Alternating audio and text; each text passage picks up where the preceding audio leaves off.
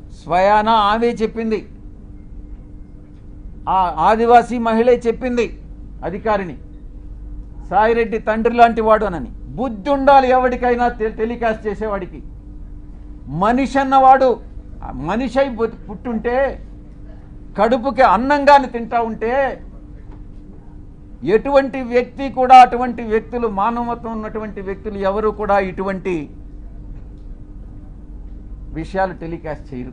Nodal ఎంపీగా ప్రభుత్వ కార్యక్రమాలకు హాజరైనప్పుడు చాలామంది అధికారులు హాజరవుతారు, చాలా అడుగుతారు, చేయగలిగినవన్నీ చేస్తాం. నేను ఇక్కడ ఉన్నప్పుడు ప్రజా దర్బార్ నిర్వహించేవాడిని. చాలామంది ప్రజలు చాలా విషయాలు అడిగేవాళ్ళు, చాలామంది కలుస్తారు. విధి నిర్వహణలో భాగంగా వీళ్ళందరూ కూడా కలవడం జరుగుతుంది. కలిస్తే తప్ప, కలిస్తేనే సంబంధం అంటగట్టేస్తారా? తారతమ్యాలు అనేటటువంటివి లేవా? వయసు అన్నటువంటిది తెలీదా? సహాయం కోసం 1-2 సార్లు నా కార్యాలయానికి వస్తే చాలామంది వచ్చారు, మీలో కూడా చాలామంది వచ్చారు. జర్నలిస్టులు కూడా ప్లాట్లు అడిగారు. నేను చేయగలిగిందంతా నేను చేశాను, విశాఖపట్నంలో ముఖ్యంగా. అప్పుడు జర్నలిస్టులకు తెలీదా? ఒక రాజకీయ నాయకుడిని ఈ రకంగా ద్వారా లబ్ధి పొందకూడదు.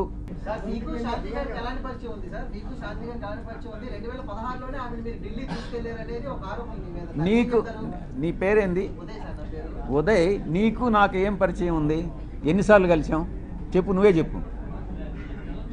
చెప్పరా బాబు, నువ్వు ఎన్నిసార్లు మన ఇద్దరం కలిసాం చెప్పు, నిజం చెప్పు. నువ్వు లేదు, ఆరోపణలు చేస్తే వస్తాయిరా బాబు. నువ్వు ఎన్ని గంటలు కలిసావు? నువ్వు నేను ఎన్నిసార్లు కలిసాం చెప్పరా బాబు. మనం కలవలేదు కదా, ఇప్పుడు కలిసాం కదా, ఇంక 2 సార్లు కలుస్తాం కదా, 4వ సారి ఆరోపణలు చేస్తాం మన ఇద్దరం గే అని చెప్పి ఎవడన్నా అంటే ఏం చేస్తారా బాబు?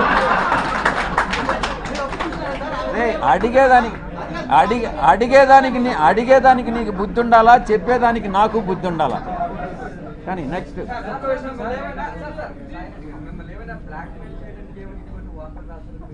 వాడిని అడుగు, వంశీకృష్ణ గారిని అడుగు, చెప్తాడు. నిజాలు ఏందనేది వంశీకృష్ణ గారిని అడుగు. నేను వాడిని పార్లమెంట్కి ఈడుస్తా, ప్రివిలేజ్ కమిటీకి ఈడుస్తా, వాడి మీద కేసులు పెడతా. ప్రతి క్షణం సాయిరెడ్డి అనే వాడిని నేను ఎందుకు కలిపెట్టానా అని జీవితంలో వాడు పశ్చాత్తాపపడేటట్టు చేస్తాను అని నేను మీ అందరి ముందు చెప్తాను. వాడెవడో నాకు వంశీ అనే వాడెవడో నాకు తెలియదు. నేను ఇంతవరకు వాడిని కలవలేదు, వాడిని కలవాలనే ఉద్దేశం నాకు లేదు. నా మీద ఆరోపణలు చేశాడు. నేను వాడిని డెఫినెట్గా చట్ట ప్రకారం, నేను చట్టానికి అతీతంగా నేనేం చేయను. వాడిని డెఫినెట్గా చట్ట ప్రకారం వాడి మీద చర్యలు తీసుకోబడతాయి. వాడు ఎట్ట చేస్తాడా ఈ వంశీ గారు?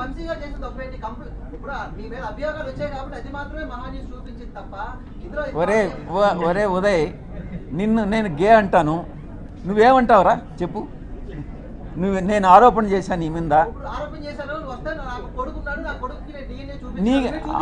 అవునరా, నీకే పుట్టాడనే నమ్మకం. అది రెడీగా, అది తీసుకురా, పోయి తీసుకురాపోరా, నీ సర్టిఫికేట్ తీసుకురాపో. నెక్స్ట్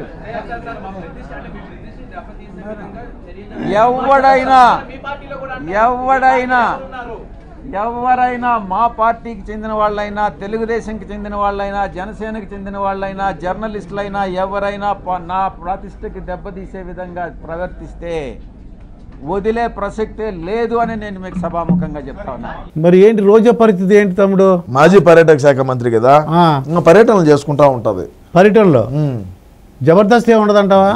ట్రాలీల మీద డాన్సులే, ట్రాక్టర్ ట్రాలీల మీద డాన్సులే. ఇంకా ఇది మన ఫంక్షన్ వెనకాల ఉంటది, అదే దాని మీద డాన్సులు వేసుకోవడమే. మరి కరమేం పట్టలేదులే. కొడుకే 1.5-2 కోట్లు పెట్టి కారు తీయించినప్పుడు, కారుకే 1.5 కోటి పైన ఖర్చు పెట్టినప్పుడు ఇంకా ఆమె దగ్గర లెక్క ఉండదు ఏమయ్యా. మరి ఏంటి కొడాలి నాని పరిస్థితి ఏంటంటావు? మరి ఏంటి మేము ఏం చేయాలా కొడాలి నాని పని? కొడాలి నాని ఏమున్నది, ఓడిపోయాడు కదా గుడివాడలో. అవును ఓడిపోయాడు. మరి ఎమ్మెల్యే లేదు, మినిస్టర్ లేదు, ఏం చేయాలా? అంటే ఎల్లకాలం ఎమ్మెల్యే మినిస్టర్ గానే ఉంటారు అనుకున్నావా? అంతే, నేను అలాగే అనుకున్నాను. ప్రజాస్వామ్యం అయ్యా ఇది. 30 ఏళ్ళు ఉంటాడు అనుకున్నాను నేను పోరాటం చేస్తాను 30 ఏళ్ళలో. అన్న కోసం నా ఈ పోరాటం ఆగదు. Point number 1. Kodali Nani cancer.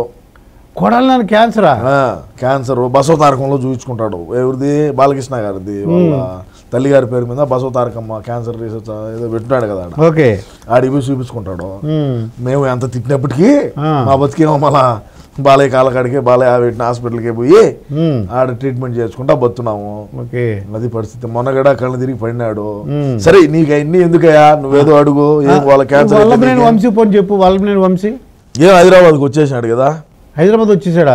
నుంచి మరి బిజినెస్ అని చేసుకోవచ్చా, ఏమైనా వదిలేస్తారా ఏంటి? అసలు ఏంటి పరిస్థితి ఎలా ఉంటుంది అంటే? వ్యాపారాలు వాళ్ళకి రియల్ ఎస్టేట్లు వాళ్ళకు బ్రహ్మాండంగా, వాళ్ళకు మంచి మంచి పరిచయాలు ఉంటాయి. మధ్య అదే మనం అంటే ఇంటర్నేషనల్ గా ఉంటాం, మనకు లోకల్ గా తెలియదు కాబట్టి ఏదో వాళ్ళు పడేది వాళ్ళు పడతా ఉంటారు. మనకెందుకు? ఇప్పుడు జగన్మోహన్ రెడ్డి గారు ఇప్పుడు ఓడి చెప్పేది ఇప్పుడు జగన్మోహన్ రెడ్డి ఏంది బొక్క, మా అన్నే కావచ్చు. ఆయన ఐఏఎస్ఎల్ ఐపీఎస్ఎల్ కోర్టులో మింగబెట్టినాము.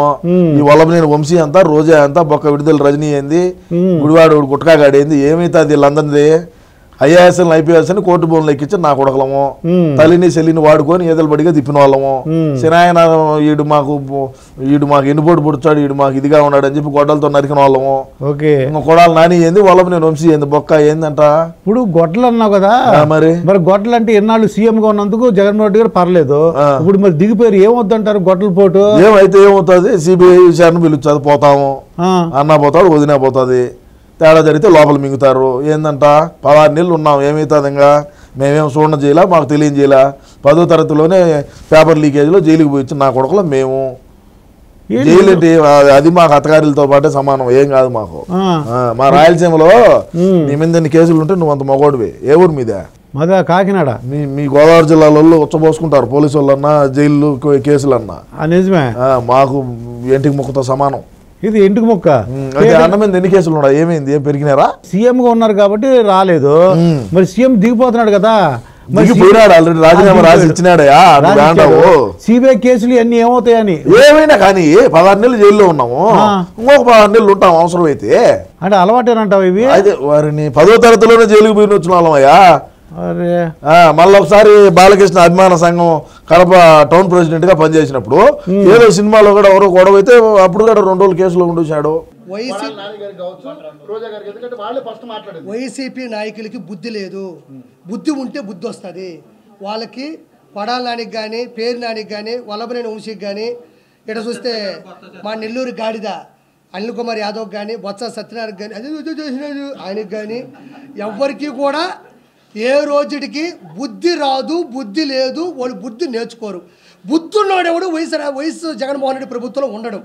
బుద్ధి లేని వాళ్ళే వైఎస్ జగన్మోహన్ రెడ్డి ప్రభుత్వంలోనే ఉంటారు. వాళ్ళు ఎప్పటికీ తెలుసుకోరు. ఒకటి గుర్తుపెట్టుకోండి, మనం రోబో ఫస్ట్ పార్ట్ చూసాం, రోబో 2.0 చూసాం. చిన్న రోబోలు వస్తాయి అంటే కదా అని, అదేనా 2.0? ఆ చిన్న రోబోలే ఈ పేరు నాని, కొడాలి నాని, వల్లభనేని వంశీ, మిథున్ రెడ్డి, వైవి సుబ్బారెడ్డి, బొమ్మన కరుణాకర్ రెడ్డి, అనిల్ కుమార్ యాదవ్, ఇక్కడ చూస్తే విడుదల రజని, వీళ్ళందరూ దొరపూడి చంద్రశేఖరు, రోజా, వీళ్ళందరూ ఎవరంటే రోబో.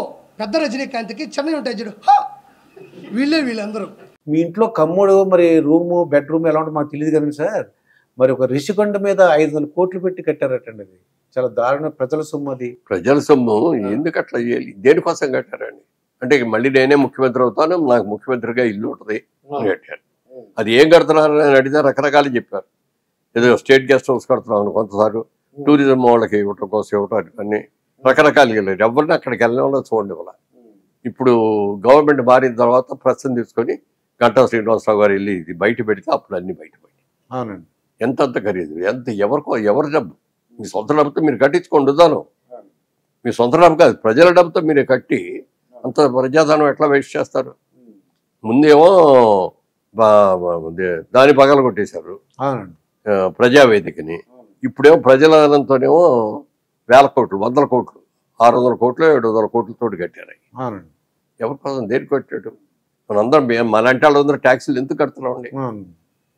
అంత డబ్బు పెట్టే బదులు పేదవాళ్ళకి ఇల్లు కట్టించవచ్చు కదా. విజయవాడ రాజమండ్రిలో మా కాన్స్టిట్యున్సీలో మేము ఉండగా అన్నీ చేసాం, బ్రహ్మాండంగా చేసాం. ఇక అలాట్మెంట్ చేయటం, రంగులు వేయటం అన్నీ అయిపోయినాయి, మొక్కలు వేయటం అన్నీ అయిపోయినాయి. దాన్ని అలాట్ చేయటమే. కనీసం అది చేస్తే మళ్ళీ చంద్రబాబు నాయుడుకి పేరు వస్తుందని చెప్పి అట్లాగే ఉంచాడు. 5 ఏళ్ళు మురిగిపోయి ఉన్నాయి. చాలా దారుణం. ఇవి చెప్పలేములేండి అది.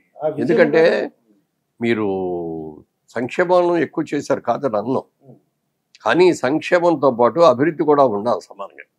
మీరు డబ్బు సంపాదించి ఖర్చు పెట్టాలి తప్ప అప్పులు చేస్తే ఎవడమన్నా అండి. ఈ అప్పులు తీర్చేది ఎవరు? రేపు పొద్దున్న మీరు వెళ్ళిపోయారు, హ్యాపీగానే వెళ్ళిపోతారు. ఇప్పుడున్న ముఖ్యమంత్రికి కానీ, ఇప్పుడున్న ప్రజలకు కానీ, ఇప్పుడున్న నాయకులకు కానీ ఈ అప్పులను తీర్చడానికి ఎంత అవుతుందండి? వడ్డీలు కానీ ఇన్స్టాల్మెంట్ కానీ కట్టాలంటే మన బడ్జెట్ మొత్తం వాటికి సరిపోతుంది. మరి మీ ఇంట్లో బాత్ టబ్ ఉందో లేదో కానీ అది 26 lakhs అండి సార్. అది మరి మీ ఇంట్లో ఎంత ఏముందో నాకు ఏముంది, మామూలుగా ఉంటాయి మహిళల్లో. మేము ఎంత సింపుల్గా ఉండాలో అంత సింపుల్గా ఉంటాం. ఎందుకంటే మన చాటపర్రు, ఏలూరు తెలుసు కదండి, డబ్బులు వాల్యూ తెలుసు, మనం ఎలా ఉండాలో తెలుసు అండి. ఇప్పుడు మా ఇల్లు చాటపర్రులో ఇల్లు 90 years అయింది. మా తాతగారు కట్టింది. మేమందరూ అక్కడే పుట్టాం, అక్కడే చదువు. అది పడిపోయేటట్టుంది, 105 సంవత్సరం వస్తుంది అని చెప్పి లాస్ట్ 1.5 years కడుతున్నాం. అదే దాన్ని ఏమి మోడల్ మార్చకుండా ఉన్నదాన్ని చేస్తాం. మళ్ళీ ఇంకో 100 ఏళ్ళు ఉండేటట్టుగా అంత పర్ఫెక్ట్గా చేస్తాం. అది దానికి అయితే అంతా కలిపితే 3 కోట్ల ఉద్యోగం. అవునండి. ఆయనలాగా 500 కోట్లు 600 కోట్లు ఏదో మీరు చెప్పినట్టుగా వాష్ బేసిన్ ఎంత అక్కడి చెట్ల ఇంచి తీసుకొచ్చి ఏమి లేవు. సామాన్యంగా మనం రెగ్యులర్గా వాడతాం. అది అంతా చేసినా కూడా అదేం మా కోసం కట్టలేదు. మేము అక్కడికి వెళ్ళి ఉన్నాం, మేమేమి చేయం. ఏదో పబ్లిక్ పర్పస్కి ఇద్దామని. అది దేనికి అనేది ఇంకా డిసైడ్ అవ్వలేదు. పబ్లిక్ పర్పస్కి ఒక పేదవాళ్ళకో, అంటే పేదవాళ్ళకంటే ఒక ట్రైనింగ్ స్కిల్ సెంటర్ కట్టడం కానీ ఏదో ప్రజలకు ఉపయోగపడేది చేయటం కోసం. ఆ విజయం గారు కూడా నేను ఒక వీడియో చూశానండి. ఆవిడ ఏమంటుందంటే ప్రతిపక్షం ఉండకూడదు, దేవుడిని ప్రార్థిస్తున్నాను అన్నారు. నిజంగా వాళ్ళ అబ్బాయి కాకుండా చంద్రబాబు నాయుడు గారికి అలా వచ్చింది. ప్రతిపక్షం ఉండకూడదని కోరుకుందండి ఆవిడ. ఆ వీడియో చూసారో మరి లేదో, మరి దేవుడా ప్రతిపక్షం లేకుండా చూడని చూశాడు, దేవుడు చూశాడు. కానీ ఇక్కడ వెంకటేశ్వరం చూసి చేసేసాడు. అమ్మా అలాగా నువ్వు కోరిన ఇస్తానని కోరిక, ఇంకా చంద్రబాబు నాయుడు గారికి ఎవరో ప్రతిపక్షం లేకుండా చేసిస్తాను. అదే అండి, వాళ్ళు కోరిన కోరికలన్నీ కూడా ప్రజలకు ఉపయోగపడేలాగా చేసి. ఎప్పుడైనా దేవుడు కూడా మంచి నిర్ణయం చేసి మనం ఎన్నో కోరుతాం, కోరినేని ఇస్తాడా? నీతిగా నిజాయితీగా మనం ఉండి మనం కోరుకునే కోరిక కూడా సమంజసం అయితే దేవుడు తీరుస్తాడు. అంతేగాని రేపు పొద్దున్నే నాకు 2,000 కోట్లు కావాలి, నాకు లాటరీ వచ్చేసిన డబ్బులు కావాలి, ఈ ఊరంతా కూడా నేనే కొనేసుకోవాలి, లేకపోతే ఎదటాళ్ళందరూ కూడా దరిద్రంలో అయిపోయి వాళ్ళు పాడైపోవాలి, నేను ఒక్కడనే బాగుండాలి అని అనుకుంటే ఎట్లా? అందరూ బాగుండాలి, అందులో నేను ఉండాలి అని కోరుకోవాలి. అంతే తప్ప అభివృద్ధి అనేది అసలు జీరో చేశాడండి. ఏవి ఒక ఇండస్ట్రీ అలా వచ్చిన ఇండస్ట్రీలనే పొగబెట్టి బయటికి పంపించాడు. అవునండి.